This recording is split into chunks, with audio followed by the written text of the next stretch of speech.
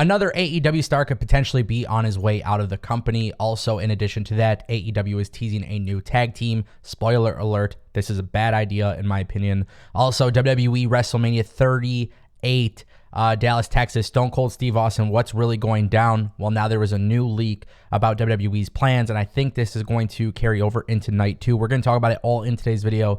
As always, I'm going to keep you updated with everything happening in pro wrestling. I read the sheet so you don't have to. I give you my reactions and opinions and in-depth analysis, so please subscribe for more if you're interested. Let's talk about Stone Cold Steve Austin and Kevin Owens, right? So obviously this is a big thing that's going down. Kermit125, somebody who has broken tons of news lately, tons of leaks on Reddit, just leaked that WWE has plans for the Kevin Owens and Stone Cold Steve Austin segment to close out WrestleMania Saturday Night 1. Now, this is going to be a very, very interesting thing. Obviously, Jim Ross has mentioned on his podcast that he believes Austin will do more than just a stunner and beer bash celebration. So while this may not be an actual match, you can probably expect more than the usual physicality from Austin. Now, obviously, I don't have any insight on this, but if we are going to predict, if we're going to fantasy book, you know, looking at WrestleMania's card, even though I've been enjoying WWE a lot more as of late, the card is still a little bit weak. And what is the biggest way for WWE to really sell tickets, especially for night 2, right?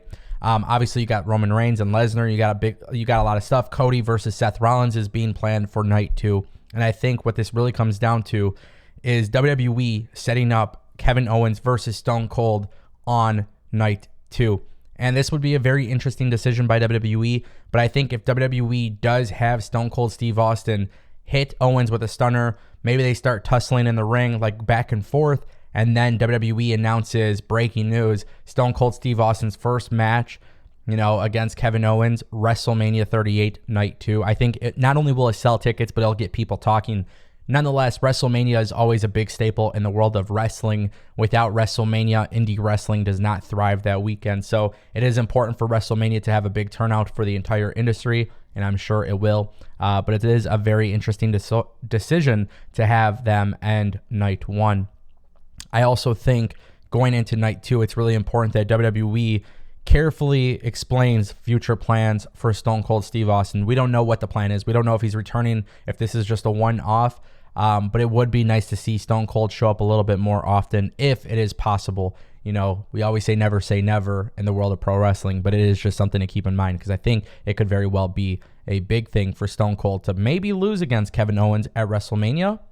Obviously, he gets his big moment on night 1, but then he loses on night 2, and then it sets up another program or something where maybe Stone Cold can go over and then officially retire. Who knows? AEW Rampage started with a very late time, and I know a lot of people may have missed it, but I want to talk about this new tease that AEW has, potentially a tag team with Swerve and Keith Lee. Now, I don't want to jump the gun just yet. They obviously didn't announce it, but the way AEW has been promoting this, commentary, YouTube, everything that you can imagine, the social media game, there is a lot of talk that AEW is potentially planning on making them a tag team, and I don't like this idea. I don't like this idea for a lot of reasons, but the most important one is I think Keith Lee, as a singles guy, makes a lot of sense for Keith Lee's direction in AEW. I also think Swerve deserves to have a singles run as Swerve, you know, and I think this idea that everybody in AEW has to be in a faction, has to be in a stable, has to be in a tag team, has to be in a trios, has to be together with, you know, like these alliances. I love factions. I'm on record saying this multiple times. I love factions. I love what they've done. But at some point, you got to push these guys as singles stars. You know, right off the gate, these guys are brand new to the product. So for them to be pushed as a tag team, for them to team up with each other, and it just doesn't make sense, you know, and I get it. Long term, they can always break them up and then eventually go singles or whatever. But I just think, you know, there's certain people in wrestling when they're put in a tag team, when they're put in a group, that's all they're going to be known for. They might not stick out. They might not have that great singles run because they weren't presented with a strong singles run. Now, to AEW's credit, so far since they've booked Swerve and Keith Lee as singles guys, I've been intrigued to see what they can do, and I feel like they do stand out on their own. So why put them together? I know this is not a popular opinion. I understand that a lot of people do not agree with this, but it is something that you got to take a look at when you're watching this product. Every single guy that has major potential as a singles guy is put in some sort of group, some sort of tag team. And I just don't think you're going to be able to create singles stars. One of the biggest issues I had with NXT Black and Gold was that every singles feud was basically guys who were in a tag team. They broke up and they feuded with each other. Best friends, turning from a tag team to enemies. And that's going to be literally no different in AEW. I really do think that's like the formula with professional wrestling. You got to build better stories, and I think you got to do it in a way where you start treating your singles guys as singles stars. No longer looking at them as just good professional wrestlers who can win a belt, but literally start positioning them in a way that feels larger than life. And by the way, I feel like Keith Lee and Swerve have already been presented this way. So that's why I don't think it makes sense. I am intrigued to see how they go about it, and I hope that I'm wrong, but I just don't like the idea of them being put in a tag team. I really, really don't. I genuinely don't think it's going to be a good look. And, hopefully this is not the direction that they go.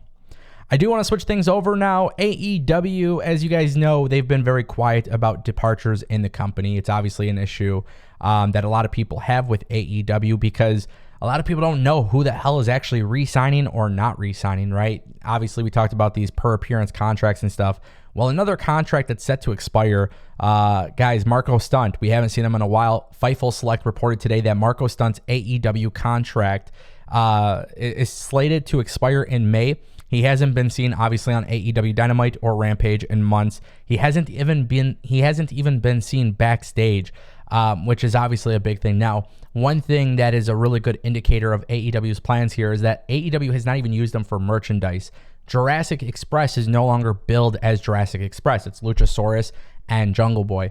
There's no references to him. There's no there's no mentions of him at all whatsoever on television. And I think this right here is something that people really got to pay close attention to because AEW might keep quiet on it, and I get it. Marco Stunt's not moving the needle or anything, but I do think, the idea of Jurassic Express, the way they came into what they are now, Marco Stunt doesn't make or break the group, but there has literally been no reason as to why they took him off television. They didn't explain it, and I understand that he went to go do like a singing contest, one of those shows. Maybe it was The Voice or American Idol or something like that, but, I think Marco Stunt, I like what he was doing. I think they could have done so much more as part of that group. As the way they presented Jurassic Express, it was just a fun little thing. And again, I'm not mad at AEW here. I just think there's a lot of people who want transparency and nobody really knows. Also, one thing that needs to be mentioned, those that Fightful spoke to stated that Stunt had expressed his willingness to prove himself and remain with the company. So that is something to obviously keep in mind. Hopefully it works out, but there is a possibility that Marco Stunt could be leaving. And again, this would make sense. AEW is obviously trying to bring in more signings, and the way you do that is by letting people go without necessarily releasing them. So let me know what you guys think in the comment section down below, and I'll see you next time.